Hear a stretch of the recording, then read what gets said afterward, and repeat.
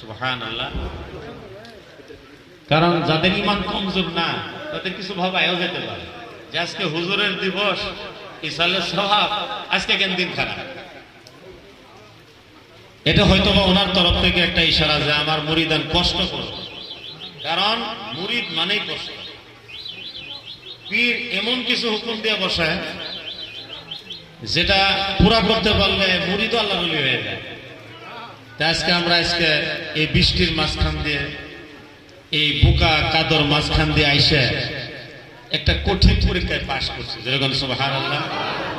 এতে করে দরবারের পক্ষ থেকে রহমত বরকত আরো বাড়বে, এটিকে আপনারা জানেন, বিশ্বাস করবেন। আর বিশ্বাস রাখা দরকার। হযরত ইমাম গিজালি রাহমাতুল্লাহ আলাইহি বলেন, আউলিয়া কেরাম যখন জিন্দা থাকে, আউলিয়া কেরাম যখন জিন্দা থাকে তখন তাদের কেরামত কিছু কম থাকে, আর যেদিন থেকে ইন্তেকাল হয় সেদিন থেকে তাদের কেরামত বৃদ্ধি হয়।